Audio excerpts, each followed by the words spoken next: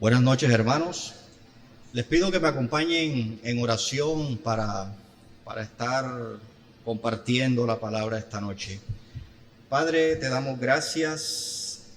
Toda gloria, honra y honores para ti, mi Señor. Te doy gracias, Padre, por permitirnos en esta hora poder estar aquí reunidos como hermanos, elevando nuestras oraciones para hacer todas esas peticiones, Señor, que desde nuestro corazón sabemos que son necesarias, tanto para la iglesia como para la ciudad, como para nosotros, como para cada uno de los miembros de nuestra iglesia. Padre, gracias por los hermanos que están aquí acompañándonos en esta noche y te pido por ellos, Señor. Te pido que tengan un corazón dispuesto para recibir esta enseñanza, Señor, que a través de ella puedan ser edificados.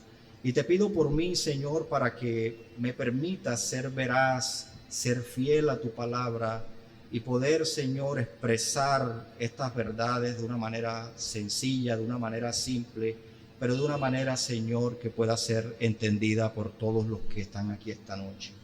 A ti toda la gloria, Padre amado, en el nombre de Jesús. Amén y amén. Muy bien, hermanos, vamos a dar inicio al estudio de nuestra confesión de fe. Y en esta noche vamos a estar viendo el párrafo 4 del capítulo 19 de nuestra confesión de fe bautista de Londres de 1689. Pero antes de iniciar con el estudio del párrafo 4, quisiera hacer un poco de contexto en cuanto a lo que es la confesión de fe. Cuando estudiamos nuestra confesión de fe, debemos tener en cuenta que es un documento histórico y antiguo, que resume las doctrinas que confirman nuestra fe con la debida prueba bíblica que la respalda. Este resumen doctrinal funciona como un vallado en relación a cada doctrina, enmarcándola de tal manera que no pueda haber lugar a las falsas enseñanzas o a las herejías. Ahora bien, el hecho de ser antiguo no le resta valor ni vigencia.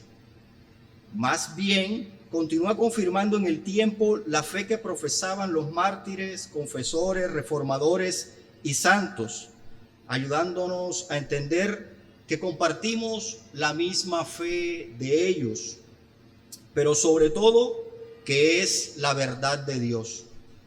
En este sentido, cada doctrina expuesta en nuestra confesión expresa una posición teológica argumentada desde la misma Biblia, cuyo fin es la pureza de la enseñanza, la unidad en la fe y evitar que interpretaciones heréticas se introduzcan en la iglesia. Hoy estaremos estudiando el capítulo 19, párrafo 4 de nuestra confesión de fe. Y la primera pregunta que debemos hacernos, tomando en cuenta lo que ya he dicho, que es un vallado, es ¿cuál es el vallado que están levantando los redactores de la confesión en lo que respecta a la ley de Dios? Que es el capítulo que vamos a estar estudiando esta noche, ¿verdad?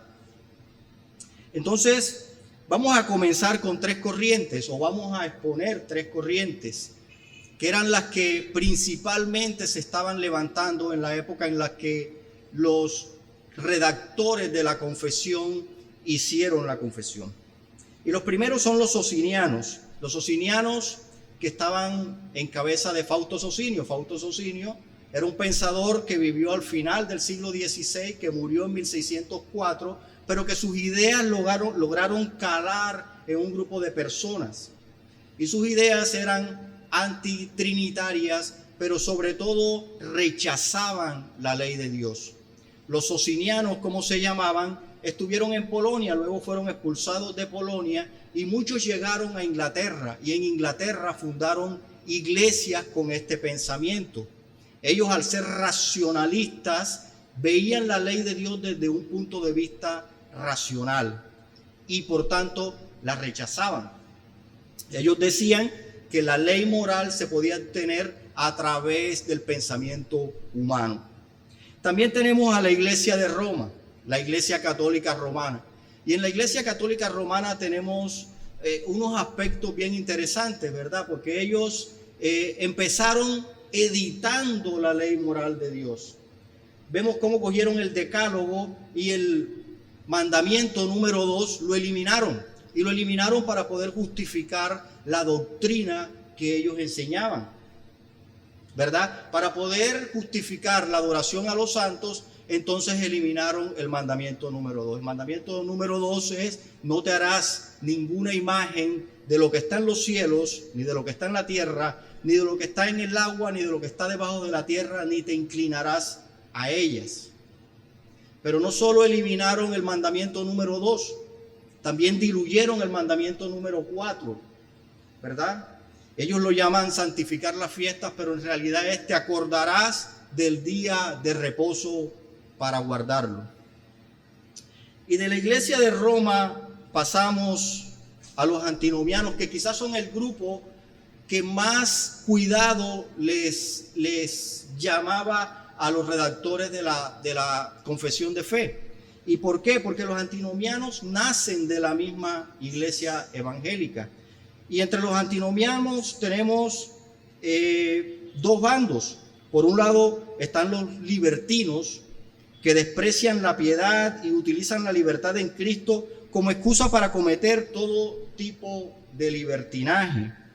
Parten del pensamiento que así como no se puede ser salvo por buenas obras, las malas obras tampoco deberían dificultar esa salvación. Y por el otro lado están los antinomianos piadosos. Estos dicen que la ley fue dada a Israel y no es obligatoria en absoluto en el Nuevo Testamento. Dicen que la práctica de la virtud debe darse por amor a Dios y no por una ley que los obligue. Así que, ¿de qué manera levantan entonces los redactores de la ley la confesión en cuanto a la ley de Dios? ¿Qué hacen ellos para enfrentar esta situación? Bueno, en primera instancia lo que hacen es que ellos establecen que la ley de Dios dada a Israel la dividen en tres tipos de leyes.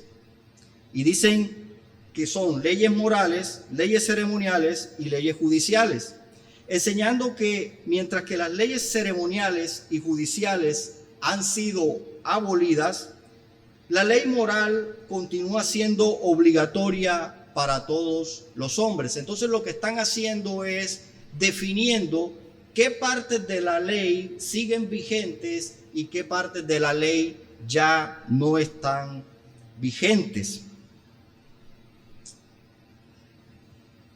Esto, de alguna manera, puede dar lugar a la controversia, porque la Escritura no divide claramente las leyes mosaicas en secciones, ni en ceremoniales, ni en morales, ni en civiles o judiciales.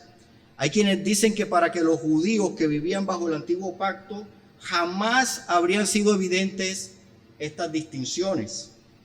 Lo cierto es que la Biblia sí hace algunas distinciones.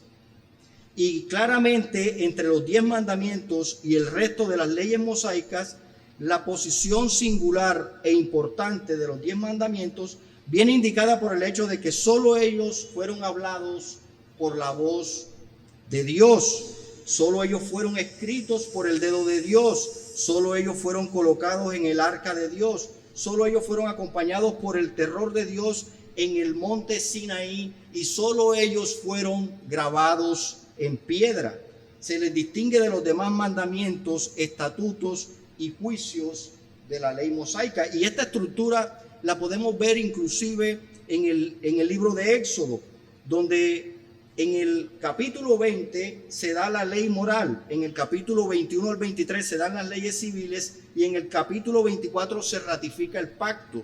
En el capítulo 25 y los siguientes capítulos se dan leyes ceremoniales en cuanto a la construcción del tabernáculo, mientras que solo los 10 mandamientos están escritos en piedra por Dios mismo. La ley judicial y quizás también la ley ceremonial fue escrita por un libro por Moisés. De hecho, en el tabernáculo podemos ver que la ley moral de Dios está dentro del arca del pacto, mientras que el libro está aparte. Entonces sí hay una distinción desde el punto de vista teológico y aún de las escrituras. Consecuentemente, con distinciones tan claras, los creyentes del Antiguo Testamento distinguían entre la ley moral y las ordenanzas civiles y ceremoniales. Entonces, yendo ya a nuestra confesión de fe, al capítulo 19, podemos ver que la principal afirmación que encontramos en los párrafos 1 y 2 de nuestra confesión es que la misma ley escrita en el corazón de Adán fue reiterada en los 10 mandamientos que Dios le dio a Moisés. En otras palabras, cuando hablamos de la ley escrita en nuestros corazones, estamos hablando de la ley moral de Dios. En el párrafo 3 vemos las leyes ceremoniales que apuntaban a Cristo. Así que una vez llega la sustancia, las sombras quedan sin valor. Por tanto, todas estas leyes ceremoniales quedaron prescritas con la llegada de nuestro Señor Jesucristo, pues en Él vieron su cumplimiento. Y así, mis hermanos, llegamos al párrafo 4, que es el párrafo de nuestro estudio en esta noche. Así que les pido que por favor me acompañen a su confesión de fe en el capítulo 19, en el párrafo 4, y vamos a estar leyendo qué nos dice. Párrafo 4, Confesión Bautista de Fe de Londres de 1689, capítulo 19. Dice: Dios también les dio a los israelitas diversas leyes civiles que acabaron cuando acabó aquel pueblo como estado, no siendo ahora obligatorias para nadie en virtud de aquella institución, siendo solamente sus principios de equidad utilizables en la actualidad. Entonces aquí podemos ver que el párrafo 4 está dividido en 2 secciones o 2 segmentos. El primer segmento nos habla de la expiración de la ley civil o judicial, es decir, que ya no está vigente en nuestro tiempo. Y el segundo segmento nos habla de cómo sus principios de equidad pueden ser utilizables en la actualidad. Así que vayamos al primer segmento. Dios le dio a los israelitas diversas leyes civiles. Estas leyes regulaban la vida social en cuanto a comportamiento y equidad, y eran específicas teniendo en cuenta el contexto histórico y cultural de la nación de Israel. Así vemos que la mayoría de estas leyes tienen que ver con su economía agrícola, la esclavitud, cobro de intereses, etc. Estas leyes permitían que la nación de Israel funcionara como un estado con un orden social definido. Eran de obligatorio cumplimiento para los ciudadanos de Israel. Así que, una vez destruida la nación de Israel, también sus leyes son abolidas. Ya no tiene sentido que existan sus leyes civiles si la nación para la cual fueron expedidas ya no existe. Así que les pido, hermanos, que me acompañen a Lucas, capítulo 21, verso del 20 al 24.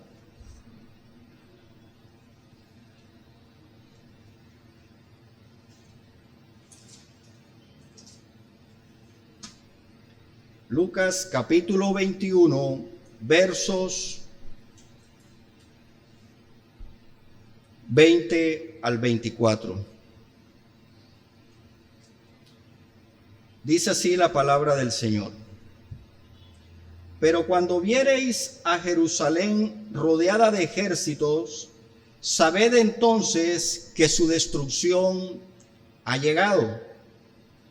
Entonces los que estén en Judea huyan a los montes, y los que en medio de ella váyanse, y los que estén en los campos no entren en ella. Porque estos son días de retribución, para que se cumplan todas las cosas que están escritas. Mas ay de las que están encintas y de las que críen en aquellos días, porque habrá gran calamidad en la tierra e ira sobre este pueblo. Y caerán a filo de espada y serán llevados cautivos a todas las naciones. Y Jerusalén será hollada por los gentiles hasta que los tiempos de los gentiles se cumplan. Mis hermanos, cuando expiró el Estado de Israel, y aquí estamos viendo al Señor, es nuestro Señor Jesucristo quien está hablando, y Él mismo está profetizando todo lo que va a pasar con Israel, y nosotros sabemos que en el año 70 Jerusalén fue completamente destruida, y lo que podemos decir es que cuando expiró este Estado de Israel, es razonable, según la confesión, sacar la conclusión de que su orden civil formal expiró con ella. Ya no hay nación de Israel, ya no hay leyes civiles o judiciales que cumplir. Acompáñame a Hebreos 9, 18 al 19. Hebreos 9,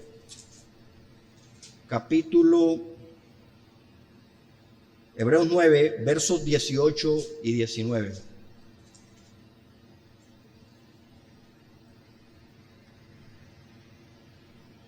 Dice la palabra del Señor: de donde ni aun el primer pacto fue instituido sin sangre, porque habiendo anunciado Moisés todos los mandamientos de la ley a todo el pueblo, tomó la sangre de los becerros y de los machos cabríos con agua, lana escarlata e hisopo, y roció el mismo libro y también a todo el pueblo. Lo significativo acerca de esta mención de la ley judicial de Israel es que aparece en un contexto que la equipara con el primer o antiguo pacto. En el verso 19 vemos: y roció el mismo libro. Ese libro del que está hablando allí es el libro donde estaba contenida la ley civil y judicial, y creemos que también la ley ceremonial.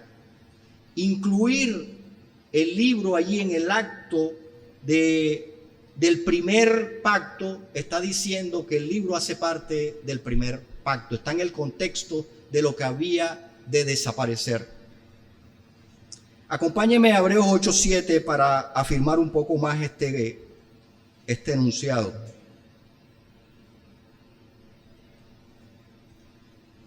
Hebreos capítulo 8, verso 7. Porque si aquel primero hubiera sido sin defecto, ciertamente no se hubiera procurado lugar para el segundo. Y vayamos enseguida, mis hermanos, a Hebreos 9:10. Hebreos 9:10.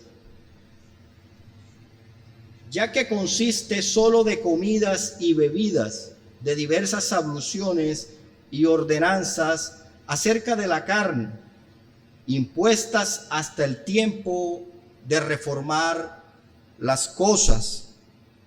Hebreos 10:1.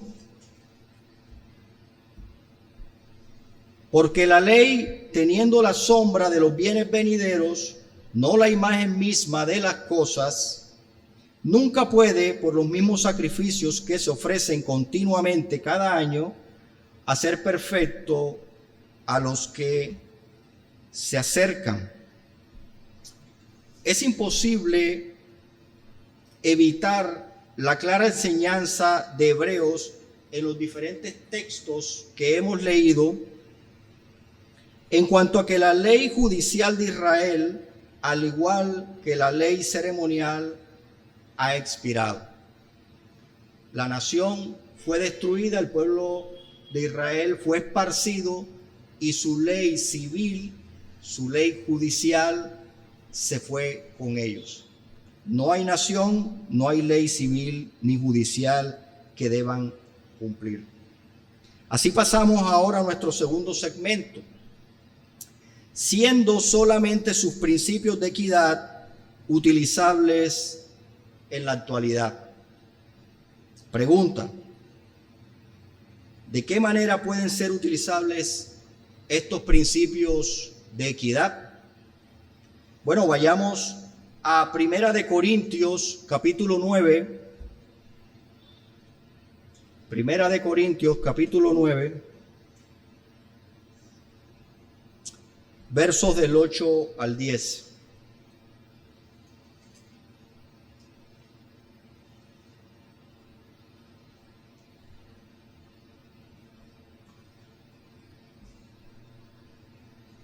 Dice la palabra del Señor: ¿digo esto solo como hombre? ¿No dice esto también la ley? Porque en la ley de Moisés está escrito: no pondrás bozal al buey que trilla. ¿Tiene Dios cuidado de los bueyes? ¿O lo dice enteramente por nosotros? Pues por nosotros se escribió, porque con esperanza debe arar el que ara, y el que trilla con esperanza de recibir el fruto. Mis hermanos, todo el que trabaje según su vocación debe disfrutar del fruto de su trabajo. Debe poder vivir de él. Y esto es cierto para el carpintero que hace muebles, para el mecánico que arregla motores, para el electricista que hace instalaciones y para todo aquel que trabaje según su vocación. Y en este sentido, el apóstol Pablo utiliza este principio y lo aplica a aquellos que anuncian el evangelio, a aquellos que por vocación se dedican a la predicación y enseñanza del evangelio. Les dice que vivan del evangelio. Y como no falta el que diga que aquel que se dedica a anunciar el evangelio no es un trabajador, nunca falta el que dice que aquel que se dedica a predicar la palabra de Dios no está trabajando. Pablo, o el apóstol Pablo, inicia el verso diciendo así: también ordenó el Señor. Así también ordenó el Señor. O sea, Pablo le da fuerza a lo que está diciendo, argumentándolo no solo desde el Antiguo Testamento en la ley civil, con no pondrás bozal al buey que trilla, sino también con algo que el Señor pronunció en Mateo 10:10. Y quiero que vayamos a Mateo 10:10.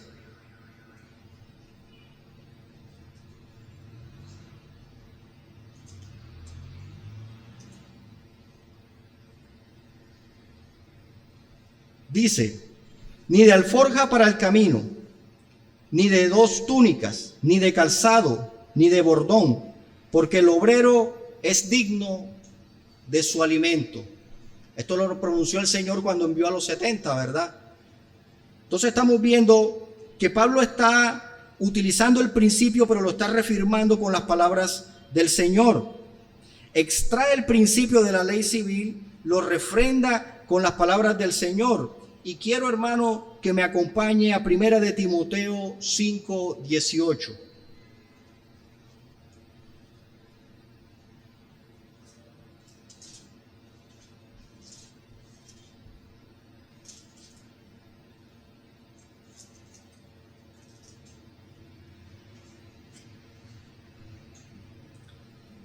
Porque asimismo, como Pablo se lo dijo a la iglesia de Corinto, asimismo también se lo dijo a Timoteo. Pues la Escritura dice: no pondrás bozal al buey que trilla, y digno es el obrero de su salario. Pablo, el apóstol Pablo nuevamente está haciendo lo mismo, ¿verdad? Está cogiendo el principio de la ley civil, lo está trayendo a la realidad actual, pero toma las palabras de nuestro Señor Jesucristo y las acompaña y dice, esto no solo lo estoy diciendo porque está en la ley civil para que no me digas que la ley civil ya es obsoleta, sino que esto lo dijo el Señor también y está dándole fuerza a la expresión que le está dando a Timoteo.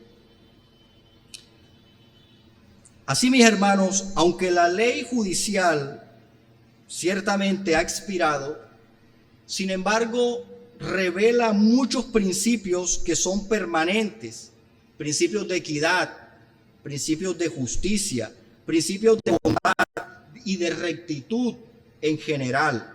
Como tal, sigue siendo pertinente no solo para los estados modernos, sino también para las iglesias y cristianos modernos.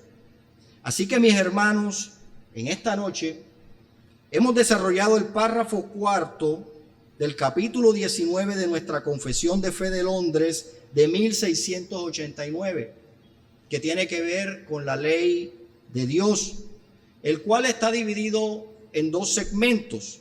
Número 1, hablamos de la expiración de la ley civil o judicial, y número 2, hablamos de su aplicación en la actualidad. Pero antes de terminar, quiero dejarlos con dos conclusiones. La primera, la ley civil o judicial fue dada a Israel como nación y expresaba la voluntad de Dios en un contexto específico y en un momento específico. Al ser destruida y desaparecer la nación de Israel en el año 70, todas estas disposiciones desaparecen con ella. Así las cosas, las leyes civiles no son aplicables ni obligatorias en la actualidad para nosotros como iglesia. Nuestra segunda conclusión es que la ley civil, aunque no está vigente en la actualidad, era una ley específica para una nación específica, pero sus principios de equidad y bondad y rectitud permanecen. Quizá hoy no tengamos que lidiar con cabras, ni con bueyes, ni con toros, ni con esclavos, pero sí enfrentamos una variedad de situaciones en la vida en las que deseamos hacer las cosas como a Dios le agradan.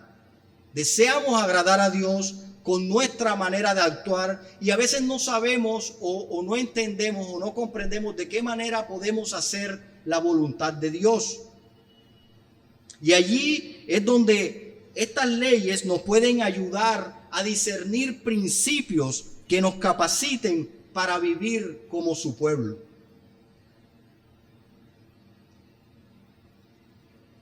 La ley civil definió lo que significaba amar a tu prójimo en ese entonces. Así que debemos verla como sabiduría aplicada, que apunta y señala a la voluntad de Dios, mostrando cómo principios incorporados en los 10 mandamientos pueden funcionar en situaciones cotidianas específicas que la nación de Israel tuvo que enfrentar. Esos mismos principios están vigentes al día de hoy para que actuemos con sabiduría y conforme a la voluntad de Dios. Oremos, hermanos. Padre, te damos gracias. Gracias, Señor, por permitirnos compartir tu palabra, por estar aquí en esta noche, Señor, y poder ser de alguna manera un instrumento para tu gloria. Te doy gracias por mis hermanos. Te doy gracias, Señor, por este tiempo que me has permitido compartir con ellos. Y te pido, Señor, que esta palabra, que esta enseñanza, que este estudio de la confesión nos ayude de alguna manera a mirar, Señor, las leyes civiles, las leyes ceremoniales y aún la ley moral de Dios, la podamos seguir mirando con respeto, Señor, y no como algo que podamos desechar simplemente porque en el caso de la ley civil o judicial ya no están vigentes. que no la miremos con desprecio y que no las miremos como algo que debemos rechazar. Que cuando estemos leyendo esos capítulos en Éxodo, capítulo 21, capítulo 22, capítulo 23, Señor, no los pasemos por alto, no pasemos esas hojas, Señor, porque pensemos, esto ya no aplica para mí, sino que, Señor, que los estudiemos y que podamos mirar en ellos todos esos principios que pueden ser extraídos y que pueden ser aplicados a nuestra vida en nuestro diario andar. A ti, Padre Santo, toda la gloria, honra y honor en el nombre de Jesucristo, tu Hijo amado. Amén y amén.